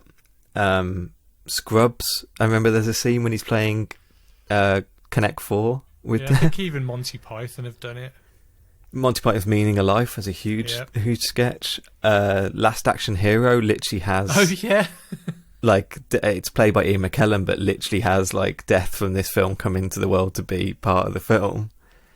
I still wish that film had more characters come out of the cinema. I know. Come on, Hollywood, remake. Remake. I don't know if you remember this, but the Animaniacs had a huge. Well, you sent me the video. I haven't watched it, but you should. Like, the Death's got a Swedish accent. He talks in a Swedish accent. Like, the whole bit is a portrayal of like Ingmar parody. Like the shot of one person facing the camera, the other person facing like sideways on, and then just kind of like quoting witticisms and stuff like that. Like, the Animaniacs are doing that all through that little segment. The Muppets Go to the Movies in 1981. They did a section called Silent Strawberries, which the other film Ingmar releases this year is called Wild Strawberries. Well, they eat wild strawberries in this as well. They do as well, yeah. And drink. I just love the way that the subtitles where it says it's milk that's been milked or something. It's like, all right. I love that scene. I wanted to talk about that as well. So this has the Swedish chef playing the lead in Muppets Go to the Movies, and Beaker is playing Death. And Sam the Eagle is translating what they say, and Sam the Eagle's taking everything very seriously, honestly. But it halfway through the sketch that Sam the Eagle thinks they're messing up, Kermit and Fozzie come in as the travelling actors and start performing a song. It's remarkable to me how much of like a parody of this it is. It's not just like a parody of like black and white films or something. It's a parody of this film. It's a parody of Ingmar, and like that's. This is Muppets Go to the Movies. It was a special on like ABC, on a Saturday evening and stuff like that. Like, I think this is massively just in cultural memory. And the other one I remember is French and Saunders used to do constant Ingmar Bergman jokes in their sketch show in the 90s. I can't remember what they used to call the sessions. That's because they did those like specials and they'd like remake a film. They tend to get like actual directors to do those. So like Edgar Wright did one. I don't know which year he did. So I don't know if sometimes that might be the filmmakers coming through as well. But I'm sure that French and Saunders are well versed in. Totally. I just think it's not just the fact they're well versed; it's that they feel comfortable enough that the audience knows this. Yeah, they get the joke. Yeah, they get the joke. It's just like you said, it's just in the cultural kind of vernacular now, isn't it? It's just everyone knows. You see a black guy in a robe with a gaunt white face, and he's like, "That's death." That's death. And you also know about the fact that it's death in a way that he's like you said, like the common man almost. He's not a flaming skull or anything like that. He's not like otherworldly. He's just the job, like doing the job, really. But so that was kind of all hanging on me before watching the film as well, because I think I said last week, I felt like I knew this film, but I'd never watched it. I feel like I could write you an Ingmar Bergman sketch without ever had seen anything, because it's just such this strong cultural kind of thread that we have, really. Any other thoughts, or shall we try and blast through the plot a little bit? It's not a very plotty movie, but like but I think there's lots of moments within it that we can kind of talk about. Yeah. So as you said, it opens up with a narration from the Bible, like every good film opens. It's from Revelations, and it's where the name of the film comes from. It's about the silence of God as well. It's something about when the Lamb opened the seventh seal, there was something blah blah blah. Angels and trumpets did sing. It just reminds all that kind of stuff reminds me of all the flipping Black Death metal bands that try way too hard, and they kind of latch onto all this like imagery, and it's just like. I wonder when the Black Death movement started in like Sweden and Norway. I wonder if it was around this time as well. I wonder if there's something about Sweden that was going on at this time. What, black metal in the 50s? I don't know when. No, it can't have been that early, can it? No, black metal was around the 80s. Like, I think one of the first Black Death metal bands are actually British. Oh, really? I forgot what they're called now, but yeah. I know there's a famous church burnings and stuff like that was going on in the 80s. I worked with a singer from a band called Behemoth. His real name's Adam, but his stage name is Nurgle. And so he did a solo album. He's got a solo thing called Me and That Man, and he's Polish. Okay. And the song that I did a video for is called Burning Churches, and I'm not exactly that proud of it, but it was a job. And sure. And but he is now, because Poland's very religious, isn't it? Mm-hmm. So he's up for. Basically, he's been arrested many times, and he's now going through massive court things about blasphemy, basically. No, and he's like he's appealing for donations and that, because he Ollie, could what go. Have you done? So he could go away for quite a while if he doesn't know. But at the same time, he's a showman, and I think he's probably latching onto this and probably using it to kind of as a promotional thing and stuff like that. Well, but like if you watch their videos, they're all kind of got like Gabriel with the trumpet and all this kind of stuff, with eyes ripped out and wings made out of carcasses and stuff like that. It's all really dumb stuff. But it's the same. We talked about the Eliza Lamb documentary last week, and the metal artist in that gets blamed for the murder, that's doing nothing but just doing metal. Like he's just doing metal imagery and stuff, and he's completely innocent and just a nice guy, but these people online see this kind of music videos where he's aping, horrible stuff, and they believe the kind of satanic panic of it all, To be fair, that guy didn't help himself when he did that one video where he's wearing a mask and he's like, I did not do it. You're like, all right, mate. No. You could have just done it in a less kind of trolling way, but it's still I want to say, anyway, Max is on the beach. Max, I do want to say the historical accuracy of this film is well out there. The Crusades happen, finish really about 100 years before the Black Death arrives in Europe.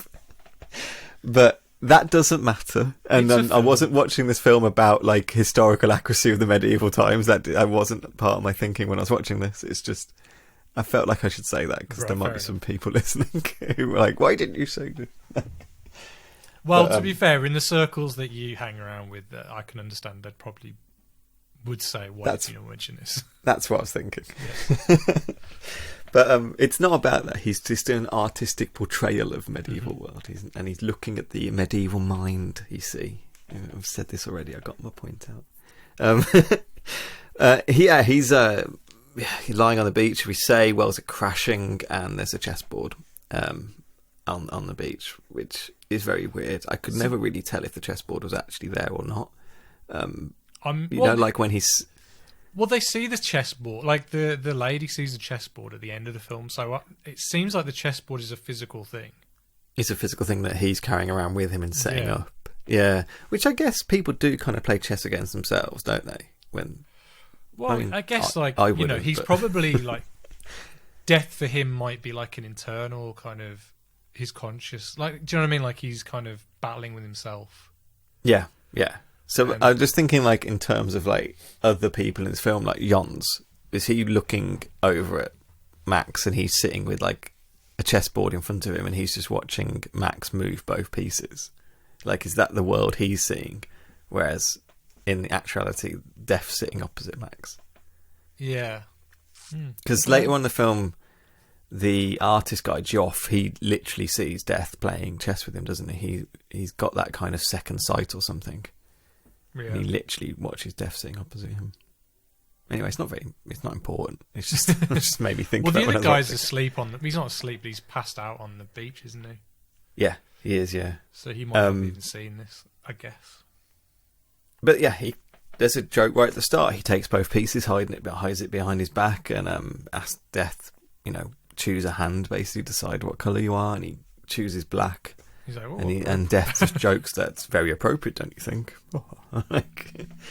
And it quickly cuts away from that, which surprised me very quickly because I thought, as I think you said this, I thought I was going to be locked into that for a long time. Yeah, I thought they'd go more into the minutiae of like of chess, maybe, because I was thinking, I haven't played chess since I was like 10 years old. I can't remember a thing about it, but thankfully, it wasn't that necessary. It's the weirdest episode of Queen's Gambit, I think.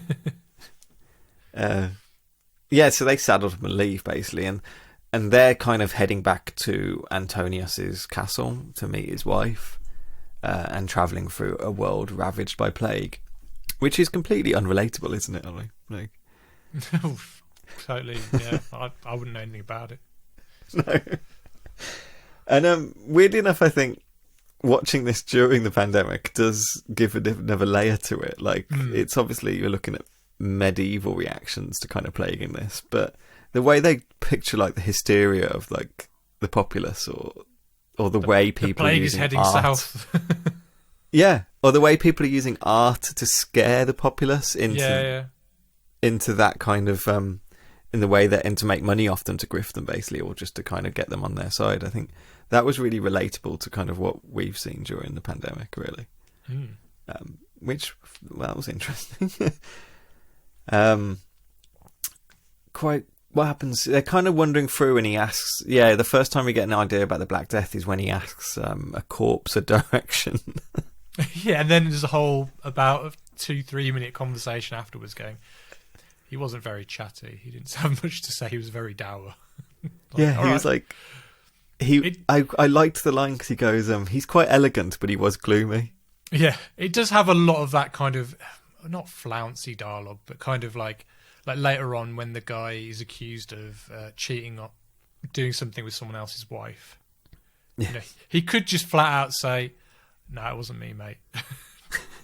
But no, like the film can't do that. It has to kind of play around with it. Yeah, but anyway. Yeah, but it's very much what Jons is like as a character as well. Yeah.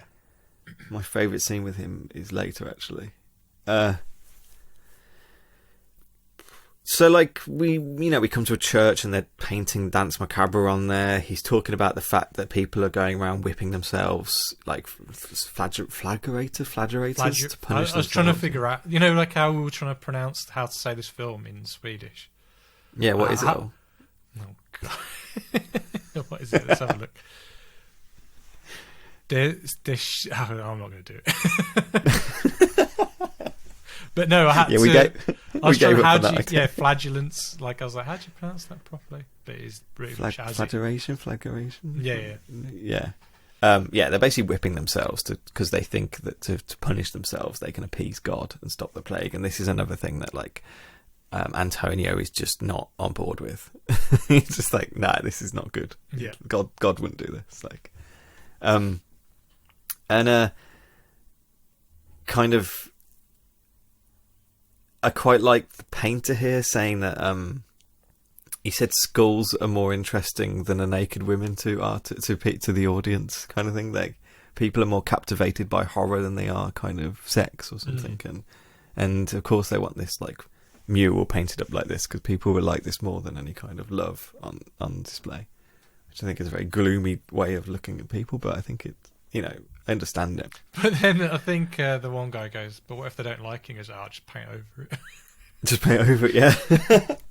And does John Slater paint, like, a picture of Max as well? Is that what that is? Is he taking That's what I assume it is, yeah, because he looks at it and then he gives him a dig, doesn't he, or something like that. Yeah, it's like he's taking the piss out of him by being a big gloomy man. So the Christ that he thinks he's talking to?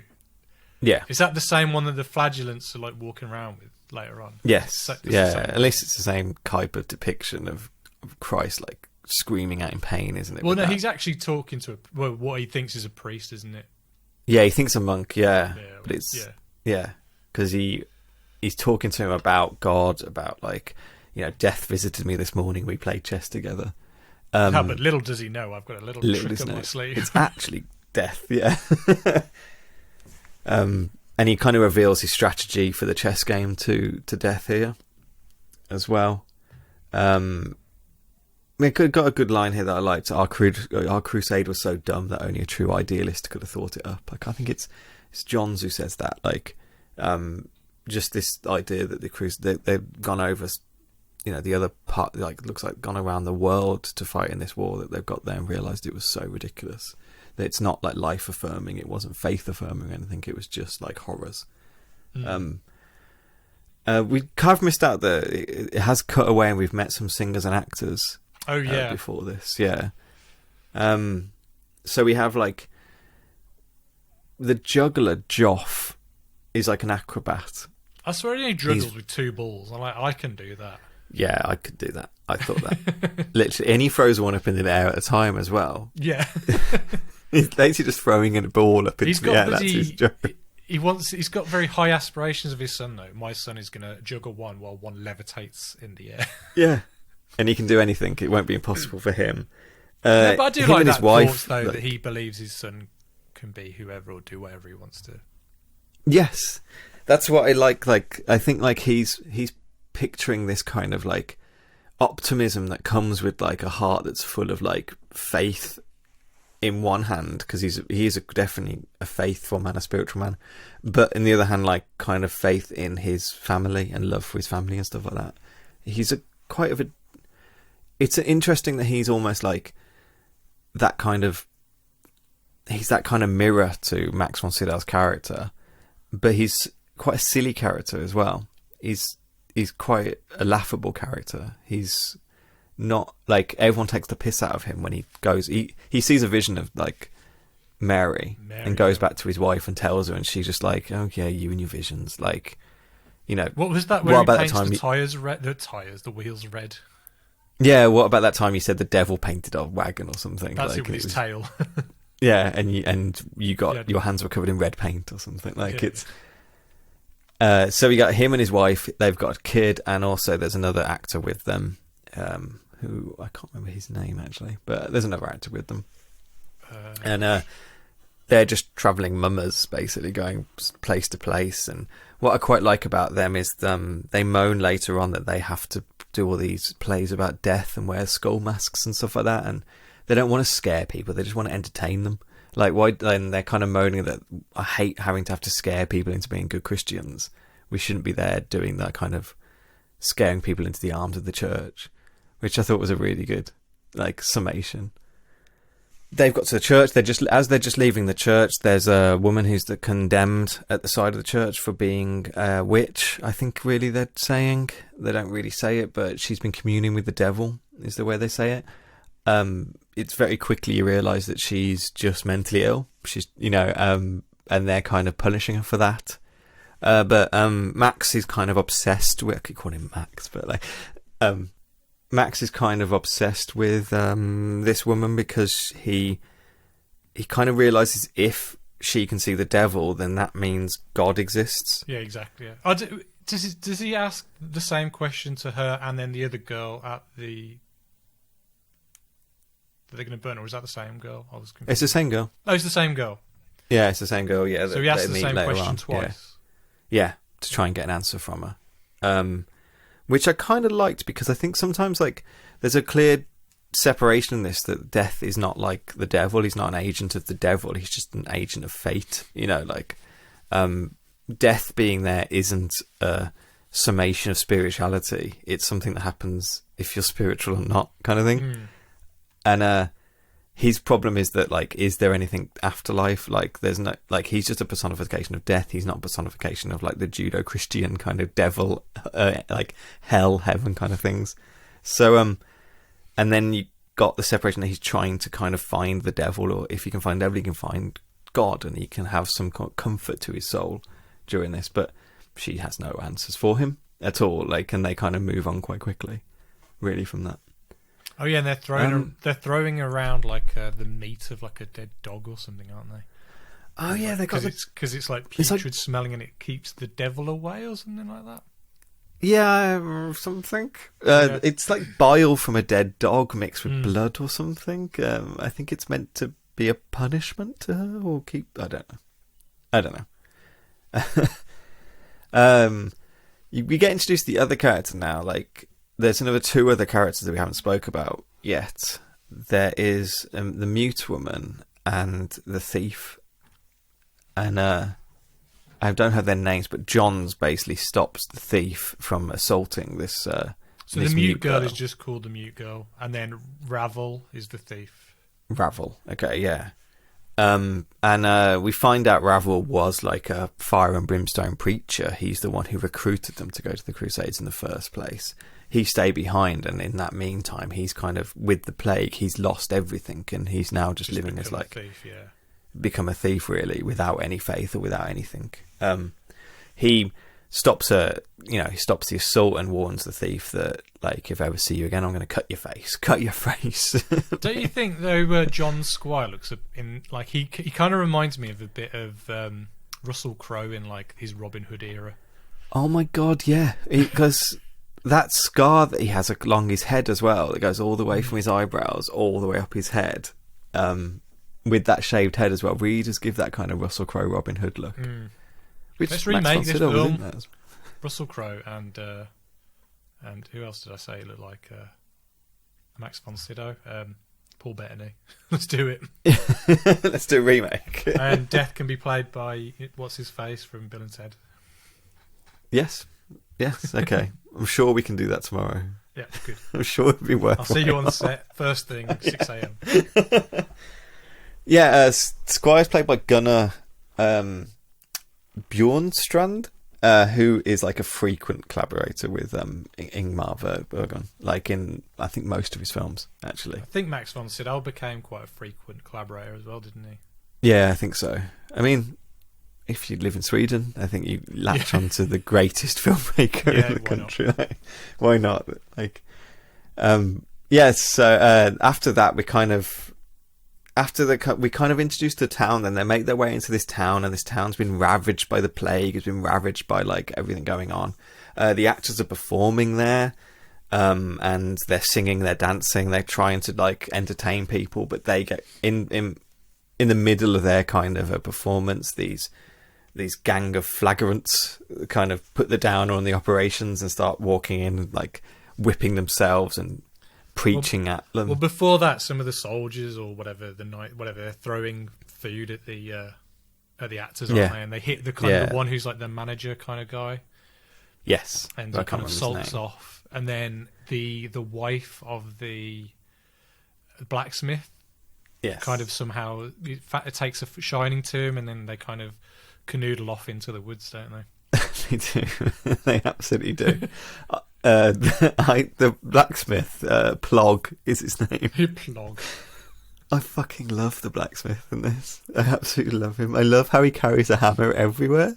He's like a cartoon character, like almost like out something like, I don't know, like Asterix or something like Asterix. That's exactly what I thought. Do you know what I mean? He's the blacksmith, so he's got to carry the hammer everywhere because that's what blacksmiths have. Like he's always at a moment's notice to have to hammer something if he needs to. I have a hammer. I'll hammer in the morning. Because Lisa and the other actor have kind of disappeared off. Well, I do like that juxtaposition though of like the kind of like the jaunty kind of what they're doing, like the kind of little comedy act, then mixed in with these flagellants coming out with their fire and brimstone, kind of whipping each other or themselves and yelling at the crowd. Like, yeah, it was. I thought of it like an anti-lockdown protest. Like just having a nice time in London, having like just sitting on a bench, and this bloody anti-lockdown protest comes through, yelling at you about wearing a mask and how you have to whip yourself instead to get rid of God's anger. They won't take the vaccination though. No, it's just whips. Just whips is all you need.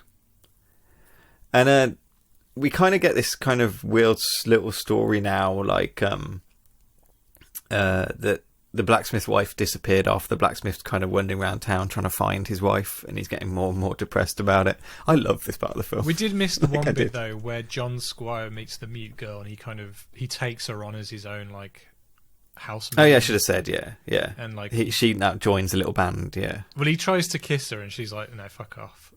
And he's like, "I could have raped you." He goes, "You know, I could have raped you. You know, nice." Yeah, that was weird. He saves her from basically getting raped, and then instantly tries it on, and he's like, "What?" I will say this though, Ingmar Bergman. So they finally get to the inn, and the traders are in the inn. They're moaning they haven't sold anything because of lockdown.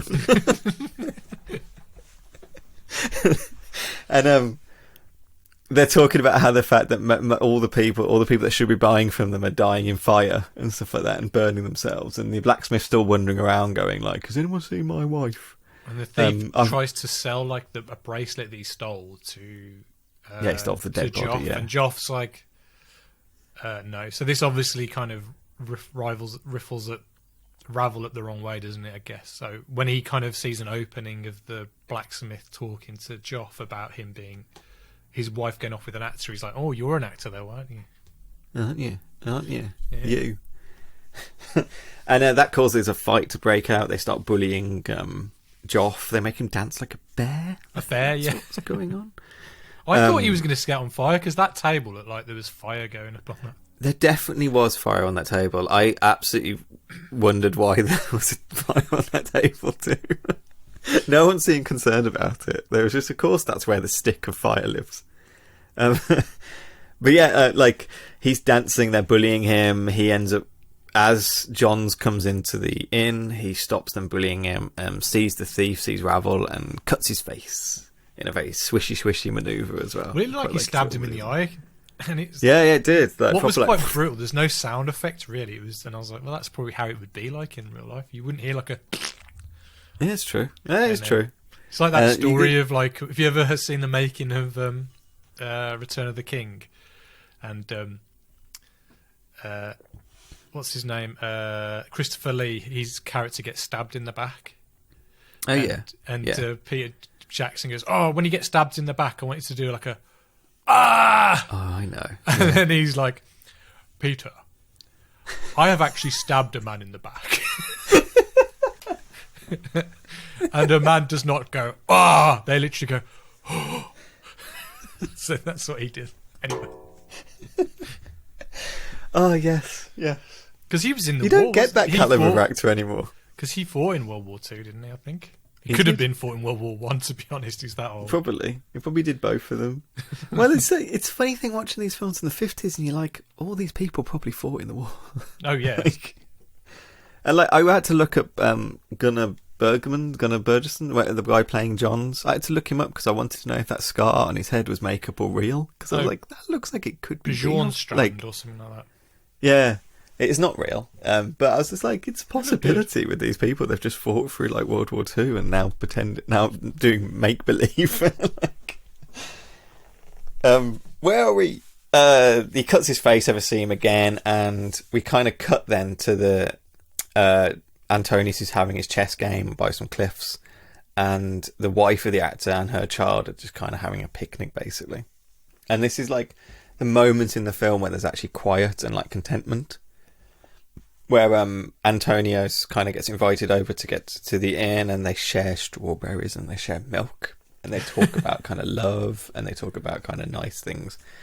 And then I'm going to remember this moment. He's milk and strawberries.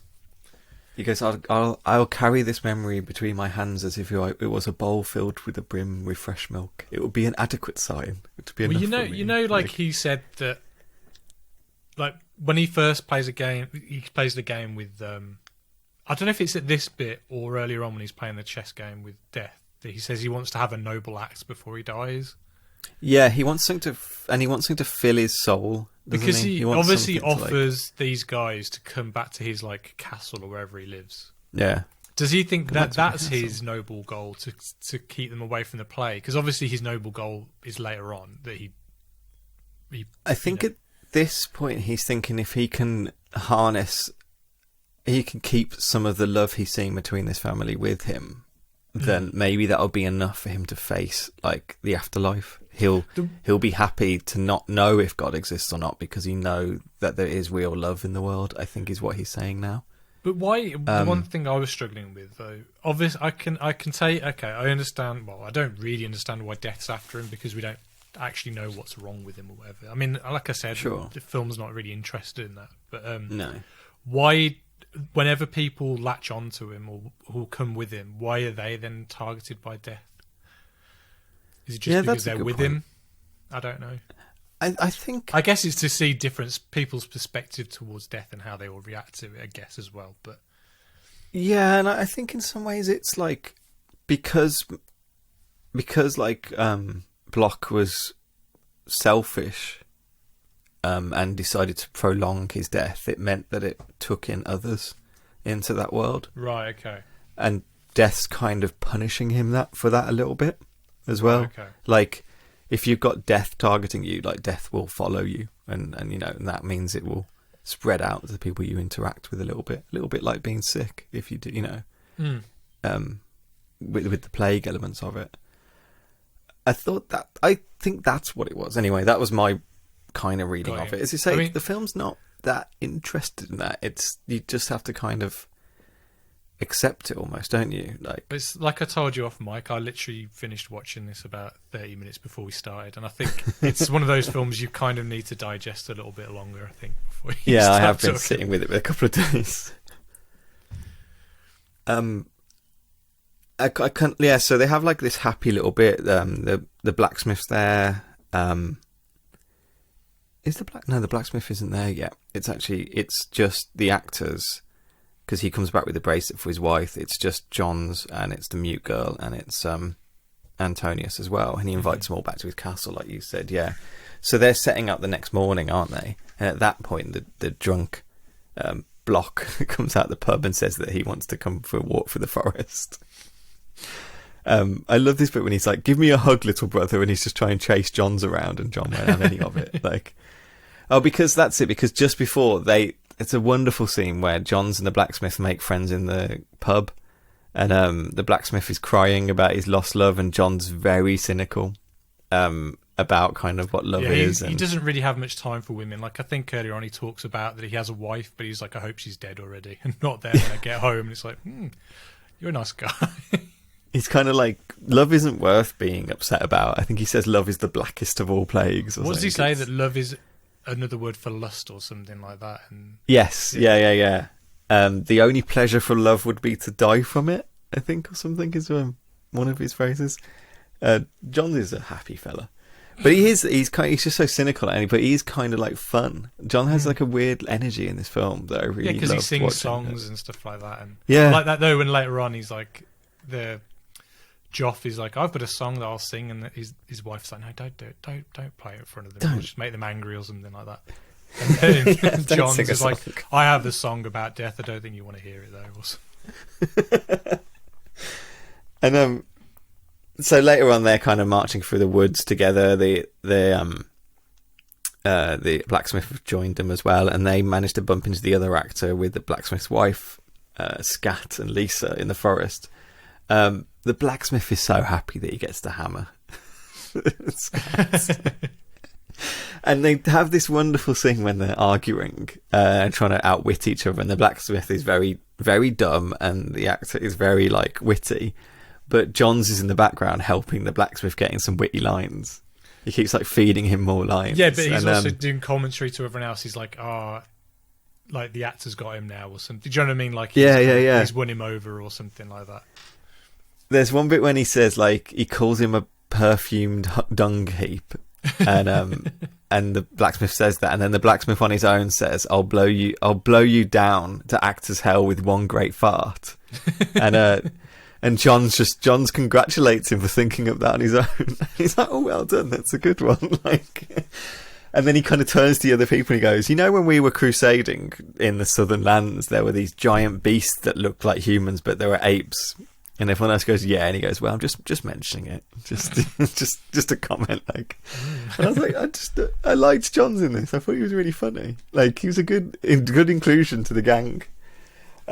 Lisa basically says, "Look, I won't go with Scat. Like, I'll go back to you, Plock." And, she literally runs around the whole of the wagon to get back to him. Like, she could have just walked like one step forward. It's like, no, I'm going 360 back to where I was before. Or 180 or whatever. And like totally, he's like, murder him, kill him. And he's like, I can't kill him because I kind of like him now. Yeah, I get along now, actually. I quite like him.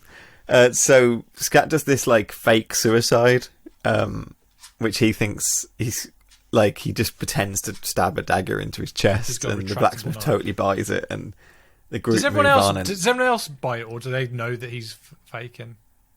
I don't. Because they say like an actor's death or something like that, don't they? Or yeah, I think it's only the blacksmith that buys it, I think. Right. Because he does say to himself, "Look, I'll just have a rest here for the night, and then in the morning I'll catch up with the others." Like, so he climbs a tree to have a rest. Because I assumed once that happened, that the blacksmith and his wife would go off and he'd go back with them. That's what I thought was going to happen. But apparently the blacksmith and his wife are now part of this gang going to this castle for some reason. But like you said, though, you have that great moment though when he just comes along with the sword. That's like out of a cartoon, though, isn't it? Where someone's a patrolman and like they've got the axe underneath, and they're like. And the guy up in the tree's like, "Oh, someone's doing some woodwork. Where's that coming from?" He's trying to look for them. Like, yeah, oh wait, it's my tree. Like, it's very, very Looney Tunes. Like, they camp for the night. The other guys camp for night after the tree comes down, and they Oh well, I guess you see the woman being executed first before. Well, they help. The night. They help get it across the water, and then I think Johns is more willing to kind of kill everyone to save the girl, aren't they? But I think, but Block is more kind of willing to let it happen. Like, he tries to speak to her first, doesn't he? About he tries to talk to her about Satan. She's like, "He's behind you. Turn around," or something. He goes, "I see nothing." But Johns gives her some herbs that he says will numb the pain. Or I think it's like a nightshade or something like that. I think it's meant to actually kill her. I think that's what it is. Like, he saves her suffering, which seems to be his kind of role in this. Is that he doesn't believe in like human suffering, really, even though he doesn't really believe in life either. He's a proper like nihilist, really. But yeah, at this point they camp, but before they manage to go off for the night, the thief comes back, and the mute girl wants to. He's now got the plague. Apparently, it's quite quick moving, but John stops the servant girl giving him any water. He says it's completely useless. There's no point giving him water. He won't actually nourish him. It won't make him feel better. Like, and they watch Ravel just die alone, basically. I mean, I know it's because it's black and white and it's in the 50s, but like the way this was shot did feel a lot like Rashomon again. Yeah, I mean, it did, didn't it? The way Yeah. it's shot, but again, that's probably just a result of it being in the woods and it's black and white. But in a clearing in the woods, sure. Yeah, like this is kind of when the narrative turns. This is now action in terms of this film gets them to action, really, because they camp for the night and Antonio sits down once again to have his game of chess with Death, and throughout his journey, like Bloch has kind of seen like enough. He's seen this humanity, he's seen this love, he's seen that he's got something he can care about, that preserving like that love in this world is good enough to fill his soul, really. the fact that he's got a wife, you thought that would have been enough, but apparently not. Yeah, that's a weird thing. That's why I kind of wanted to watch it again, because he talks about his wife at another point in a kind of like, I don't think he talks to her almost like she's dead. Well, which is, I was surprised when she was alive. I assume he's that young when they got together and when he left for the Crusades, that it's almost like he's not been, like he doesn't really remember her, I guess, or kind of has a very... Yeah, maybe he's been away for a decade or something, or... Yeah, it was definitely something up with that, which I thought was going to be more of a plot point later, but it wasn't really. But yeah, he looks over behind Death and he sees his family of Joff, his wife, and the son, and he realises that he kind of wants to preserve this kind of save them almost, really, because Death basically saying if they stick with you, I'm going to kill everyone. You know, I'm going to kill everyone around you. Is who's going to go? So he in losing the game, Bloch knocks over the chess pieces to distract Death, giving that family time to leave and escape. And also, escape the clutches of Death. It's worth pointing out as well, Joff, he sees Death, doesn't he? He sees Death, yeah, because he's got this second sight or whatever. Oh, sorry, just took some water. And Death kind of asks Bloch at that point if you've achieved any meaningful deed, and he says yes. Watching the family escape behind him, like Bloch just kind of replies that yeah, I have, yeah, like. At that point, we're really right at the last of it then. The actor family is sheltering in the woods, avoiding Death, hiding from Death, hiding from the storm. And meanwhile, Antonius returns to the castle and is reunited with his wife. And the remaining party members all kind of sit round to share a supper. Their supper is interrupted by Death's arrival. And one by one, the party all introduce themselves to Death.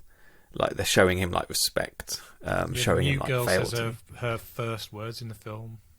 Yeah, it is finished. Yeah, it's finished. She looks really and their reaction to Death is all to do with their character. Like the blacksmith and his wife have this humanity to them. They realise they're losing something by being part of this. Like the mute girl almost looks happy that her life can end. Well, she's been through shit, so she's probably just happy about it. John's kind of looks at the camera almost. Yeah, John's is the most interesting for me because you get Bloch who's like praying and Bloch that's like terrified, the most human like reaction. He's terrified of death still. He's like how most people are when they're dead. They don't really want to face it, do they? Kind of, they want to make sure there's something else for them when they leave. When they go. But John's he won't make an idol out of Death. He doesn't look at Death when he introduces himself. He looks at the camera. He doesn't. It's like he's prepared for this hell his whole life. He's been through shit. He's been for the Crusades.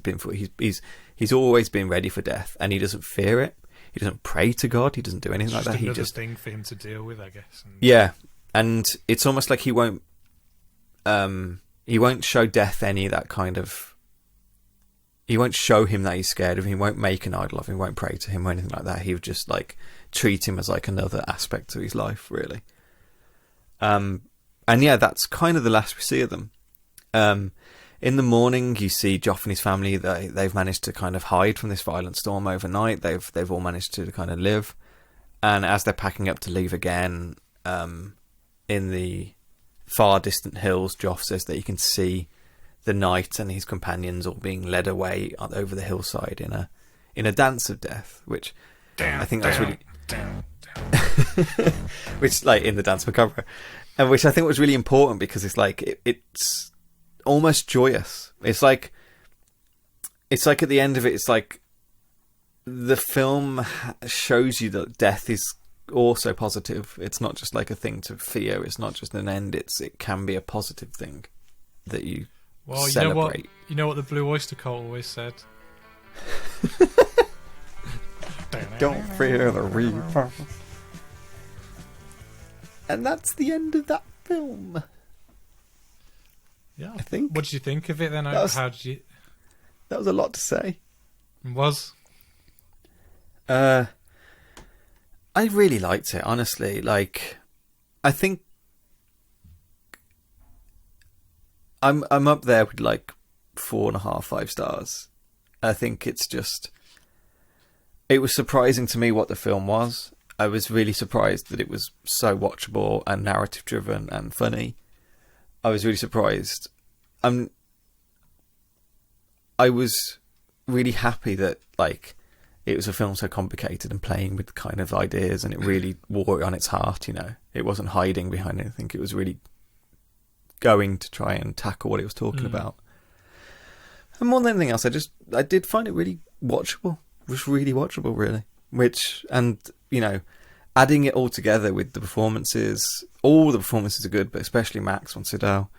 The look of it, just the way each scene looks like you know, I've said it before, like a wood carving sometimes, just like this, or like a stage show or something. They're very just like emblematic kind of little sets and lighting and shots and stuff like that. It's a remarkable feat to do this on a budget in 35 days. Yeah, it wasn't a disappointment to me. I know, I can see why this is always up there as like best film ever made kind of stuff, you know. It's a huge thing, and I can see why it always gets on that list, and I can understand that and agree with it, really. Like, I think if I'd been able to see this at a cinema, it would have been an even better experience, really. Because it's not a slow film, it's quite fast-paced, and I think I would have loved being able to sit in a dark theatre and watch this, really. Yourself? Pretty much just to echo exactly what you said. I mean, yeah, it looked great, great performances, and just like I said, like it's a film that you think is going to be a bit of challenging to watch, and while it is, it's also it's not punishment to watch. It's actually really enjoyable at the same time. Yeah. Which I was not expecting. I was kind of expecting. No, not that I thought it was going to be a chore, but like I thought it was going to be more like homework, kind of watching. Yeah. But it wasn't, and I was really pleasantly surprised by that. I was expecting to be confused by it more than I was. I mean, we've spoke about some of the confusion in the narrative, especially about it, but it wasn't a film that like I finished and I just was like, what the fuck was that? Like, it wasn't, you know, I didn't need to Google the ending to find out what happened or something. I think the only confusing part is like, what do they die of? But like, as we said, it's not really a film that's bothered. Like Like, that's not what the film's about. It's not about what they die of. No, it's about what the journey is. It's a bit, you know, why are they all bothering to go to the castle and stuff like that? It's just a bit, it doesn't care, you know? It doesn't care about that. Like, it just cares about the fact. I did like that set, though, when they get to the castle. I did like the outside, the exterior of that set. It looked pretty cool. Yeah, absolutely. It almost I like the little like shots of the drawbridge. Like a stone wall that they've carved a building inside of. It was weird. It was weird. I mean, we haven't really talked about like Ingmar Bergman as like a director. He's like I can't remember. He's got 60 odd films or something like that. Yeah, he's got a filmography. This was like his 13th film, or 17th film, I think. This is 17th. I know Wild Strawberries come out the same year as this, which is like, I know like 3 films from him, and one of them is Wild Strawberries, one of them is this, and the other one is Persona, is the only other one I know by him. But I'll be checking more out. I think I'm interested to watch more of his. Definitely, it's someone I would like to know what else he did. Really. Yeah, same. So, I mean, it's worth noting as well. Gunnar Fisher was the cinematographer. He lived to a ripe old age of 100. Wow. And then music was Eric Nordgren. Nordgren. Yeah. It wasn't full of music and stuff in this film. No, but it had some ambient stuff and like it's only a bit, but yeah. I think you're right. I think like Akira Kurosawa and John Ford. I think Bergman used a lot of the same people, so these two guys worked on a lot of their other. So yeah, this guy did the music for Wild Strawberries as well. Oh, cool. So what we talking about next week then? I don't know. I always say this. Next week is good. Next week we are returning to a fan favourite. It's not a fan favourite. It's an Adjust Your Tracking favourite, a best friend of ours, Mr. Orson Welles. Hey. And it's we're dealing with Touch of Evil. Oh, is it Touch of Evil? Noir. Yeah. And I believe our friend Natalie will be joining us as well. Sweet. So that'll be really good. But yeah, Touch of Evil next week. Orson Welles is back, baby. Right, well, thanks for listening, everyone. Please don't forget to rate, review, and subscribe on whatever you listen to us on, be that Amazon Music, Apple Podcasts, Spotify, Stitcher, YouTube, all that bollocks. Please follow us on Twitter. We are at Adjust Your Track with a Y on, not your. And yeah, don't forget, if the picture's bad, always adjust your tracking.